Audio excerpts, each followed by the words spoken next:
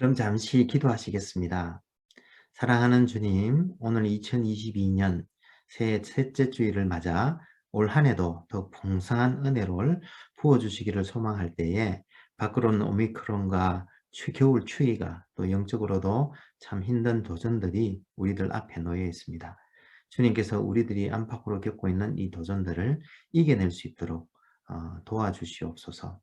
주님, 이 시간 저희 공동체에 주시는 말씀을 받습니다. 먼저 종의 입술과 생각을 주장하여 주시고 또 모든 이들의 마음을 성령께서 비춰주셔서 하나님의 말씀을 깨달을 때에 순종에 이르는 은혜를 더하여 주옵소서. 우리 주님 예수님 이름으로 기도합니다. 아멘.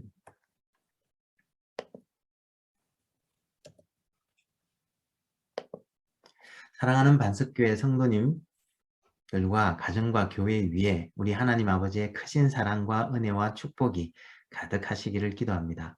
오늘은 제가 가진 예화집에서 고난과 성숙이라는 예화를 들려드릴까 합니다. 어린 소년이 연못가에서 손으로 만든 작은 종이배를 띄우며 놀고 있었습니다. 그러던 중 그 종이배가 소년이 일으킨 물결 때문에 그 아이의 손에 닿을 수 없는 연못 가운데 쪽으로 밀려가 버렸고, 소년은 당황해서 울기 시작했습니다. 마침 소년의 울음소리를 듣고 상황을 알아차린 소년의 형이 달려와서는 갑자기 배가 나가는 그 방향의 앞쪽에다가 돌을 던지기 시작하는 것이었습니다. 그러자 어린 소년은 형이 돌멩이를 던져서 종이배를 맞추어 가라앉게 하려는 줄 알고 더 큰 소리를 내어 울기 시작했습니다. 그런데 그렇게 한참이 지나자 형이 던진 돌멩이가 배의 앞에 있는 수면 위에 떨어져서 연못 중앙 쪽에서 연못 가장자리로 물결을 일으켰고, 그 물결로 인해 종이배가 서서히 연못가로 밀려오기 시작했습니다. 그제서야 형이 종이배를 부수려는 것이 아니라 물결을 이용해서 종이배를 되돌아오게 해주려 한다는 것을 깨닫고는 안도하며 소년은 울음을 그쳤고, 조금 더 지나서 그는 종이배를 다시 손에 쥐고는 행복해하며 형에게 고맙다고 말했습니다.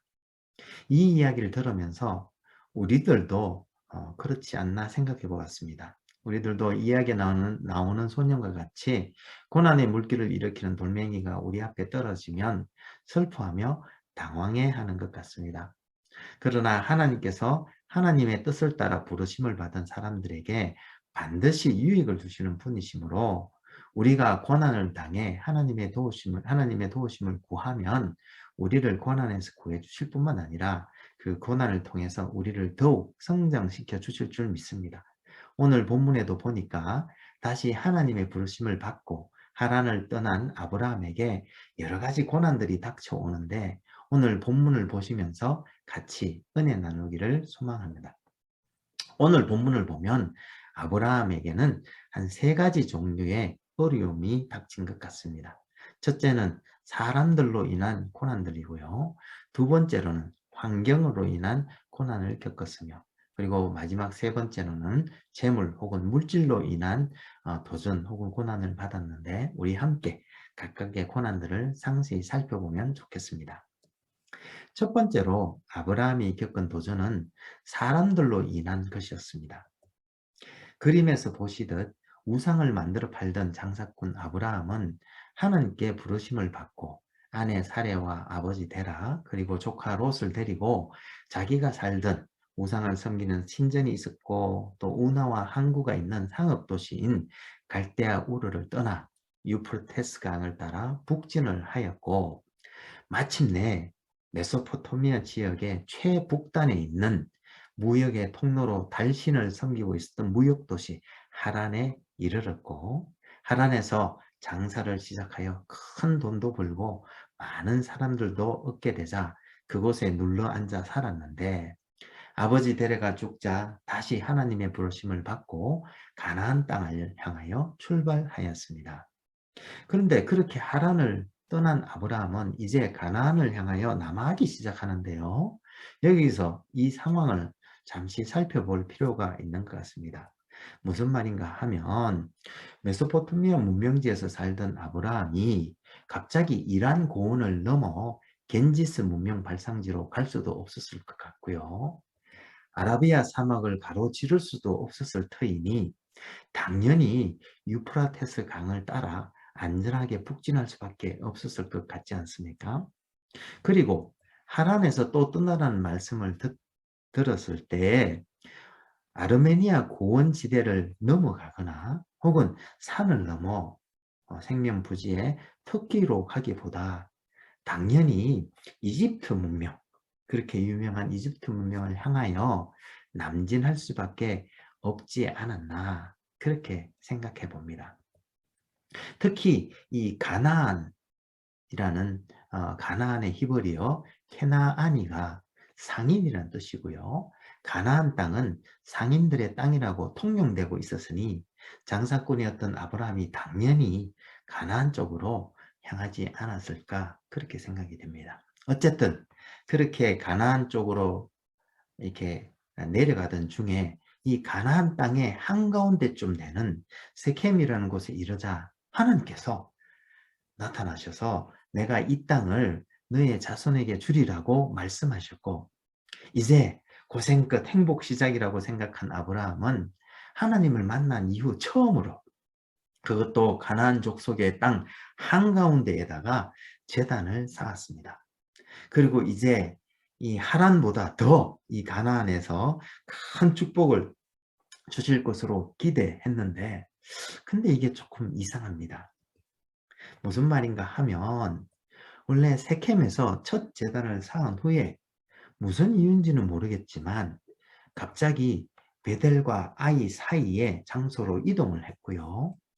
또 점점 남방으로 옮겨가 네게브 사막의 북단까지 내려왔던 것입니다. 어떤 이는 7절과 8절 말씀을 가지고 이 아브라함이 가나안 전역에 제단을 쌓고자 했을 것이다 라고 하는데요. 제가 보기에는 하란에서 성공을 거두었던 아브라함의 장사 수단이 아마 이곳 가나안에서는 통하지 않았거나 혹은 아브라함의 변화, 즉 그동안은 장사치로 거짓말과 술수를 부렸는데 이제 정직하게 장사하게 되니 당연히 밀리지 않았나 생각해 봅니다. 하여간 첫 번째 사람들로 인해 겪은 아브라함의 좌절이었습니다. 그런데 이때 비가 오면 한꺼번에 온다는 속담처럼 두 번째 고난이 닥칩니다. 그 땅에 기근이 들었던 것입니다. 안 그래도 가난한 사람들에 치여서 네게브 사막 끝자락에까지 밀려와 겨우 버티고 있었는데 마침 기근이 들자 하나님의 약속도 믿음도 다 내팽개쳐 버리고 풍부의 땅 이집트로 내려가 버렸던 것입니다.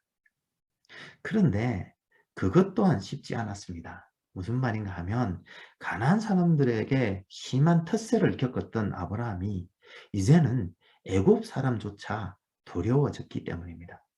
그래서 애굽 사람들이 아름다운 자기 부인 사례를 탐내서 자기를 죽일까 봐 두려워서 사례를 자기 누이라고 속이는데 그 뭐라 할 말이 없네요. 그런데 애굽에 도착하니 아니 사람들이 진짜 사례를 바로에게 바쳐버리는 것입니다. 참 큰일이 났습니다. 그런데 바로 그때 하나님께서 간섭하셔서 바로의 집에 큰 재앙을 내리셨는데요. 여기 재앙이라고 번역된 히브리어 네가는 실은 피부병에 많이 사용되었고요. 오늘 내용을 보면 아마 단번에 정상이 나타나는 악성 피부 질환으로 보여졌고 그래서 바로는 이것이 신의 진노임을 즉각 알아차렸던 것 같습니다. 어쨌든 아브라함의 불신앙 이야기는 이 시점을 기준으로 급반전하는데요. 바로가 즉시 아브라함을 불러 어찌하여 이렇게 하였느냐? 어찌하여 말하지 않았느냐? 어찌하여 누이라고 말하였느냐라고 어찌하여를 그냥 3번이나 서면서 다급히 사례를 내보내면서 아브라함의 모든 재물들도 아브라함과 함께 다 내보냈고 이로써 참으로 어처구니 없는 상황은 모면했지만 이집트에서 가나안 땅으로 다시 돌아오는 길에 아브라함과 사레는 아무 말이 없었습니다. 아브라함의 심정이 어땠을지 또 사레의 심정이 또 어땠을지 우리가 조금은 이해할 수 있는 대목인 것 같습니다. 그런데 이 사건은 아브라함에게 또 긍정적인 영향을 미친 것도 있는 것 같습니다.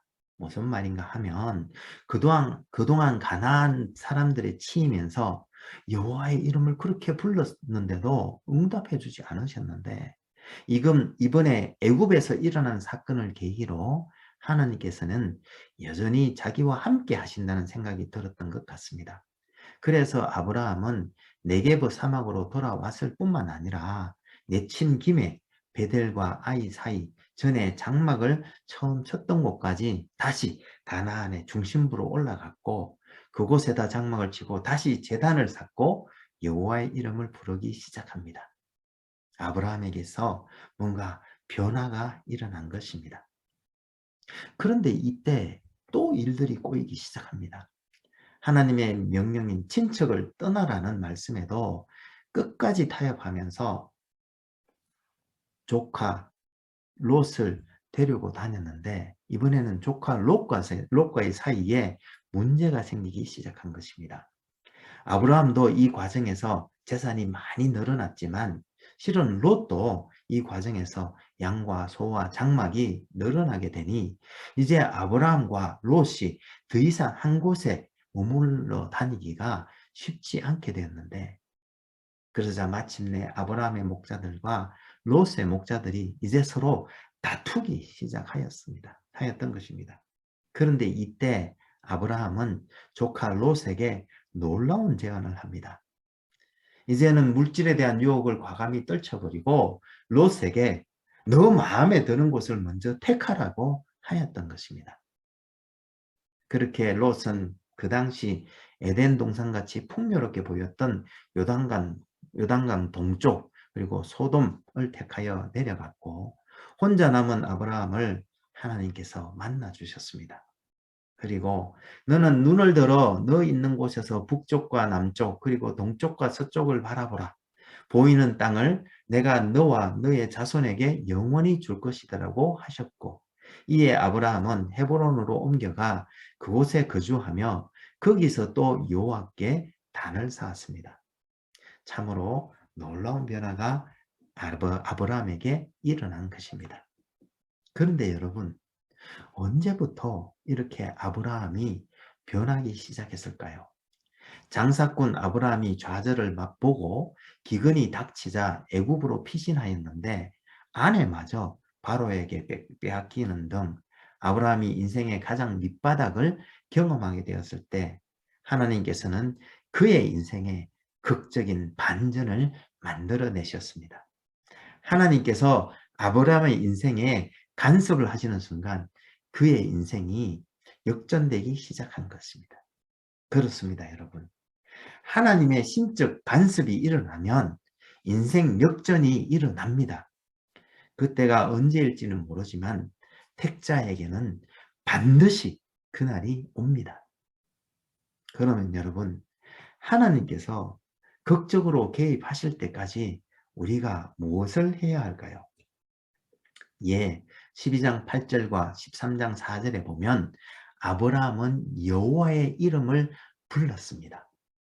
아브라함은 인생의 밑바닥에서 하나님의 도우심을 구하였던 것입니다. 여러분, 성경에서 최초로 여호와의 이름을 불렀던 때가 언제인지 아십니까? 창세기 4장 26절에 에노스 때에 비로소 사람들이 여호와의 이름을 불렀더라라고 합니다.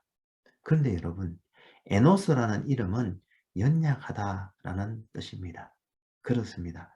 에노스 때에 즉 사람이 연약하다고 느낄 때에야 비로소 여호와의 이름을 불렀던 아브라함도 자기가 아무것도 할 수 없다고 느낄 때에야 여호와의 이름을 부르기 시작했던 것입니다. 그런데 하나님은 그때를 기다리십니다. 혹시 여러분들도 힘이 드신가요? 내 힘으로는 아무것도 할 수 없다고 느끼고 계신가요? 그때가 바로 여호와의 이름을 부를 때입니다. 그렇게 우리들이 낮아져서 여호와의 이름을 부를 때 은혜가 임합니다. 자기의 무능함을 느끼는 그때 십자가 밑으로 나와서 주의 이름을 부르십시오. 때때로 응답이 지체될 수도 있습니다. 그러나 그 시간은 하나님께서 우리가 더 낮아지기를 기다리는 시간입니다. 그러나 하나님께서는 반드시 응답하여 주십니다. 왜냐하면 시편 50편 15절 말씀처럼 환난 날에 나를 부르라 내가 너를 건지리니 너가 나를 영화롭게 하리라고 약속하셨기 때문입니다. 사랑하는 반석교회 성도 여러분, 이제 2022년도에는 여러분 모두가 하나님의 복을 받고 또 그 복을 세상으로 흘려내는 복인이 되어 살기를 소망합니다. 그런데 전도서 7장 14절 말씀을 보면 이런 복인들의 삶에는 형통한 날도 있지만 곤고한 날들도 있다고 합니다. 그러나 곤고한 날이 이르렀다고 낙심하지 마십시오. 그럴 때마다 하나님께서는 그 고난을 통하여 우리를 더 낮추시고 우리가 겸손히 여호와의 이름을 부르면 응답해 주시되 우리를 고난에서 건져 주실 뿐만 아니라 우리가 복인이 됨에 부족함이 없도록 우리의 성품을 빚어 가실 줄 믿습니다. 아멘입니까? 그럼 같이 기도하시면 좋겠습니다. 하나님 아버지, 오늘 2022년을 새롭게 시작하면서 이제 우리 모두는 하나님이 주시는 복을 받아 누릴 뿐만 아니라 세상에 그 복들을 흘려내는 복인이 되기를 소망할 때에 사람들과 환경과 물질들을 통하여 우리를 연단하시고 하나님의 사람으로 빚어주시는 은혜를 우리가 덧입게 하여 주옵소서. 그리고 아브라함처럼 우리가 그렇게 낮아졌을 때 우리의 인생에 간섭하여 주셔서 우리의 인생을 역전시켜 주시되 우리 모두가 겸손한 하나님의 사람들이 되어 이제 이 세상에서 복인들로 살아가게 하실 때에 하나님 홀로 영광받아 주시옵소서. 겸손과 온유의 모범이 되신 우리 주님 예수님 이름으로 기도합니다. 아멘. 아멘.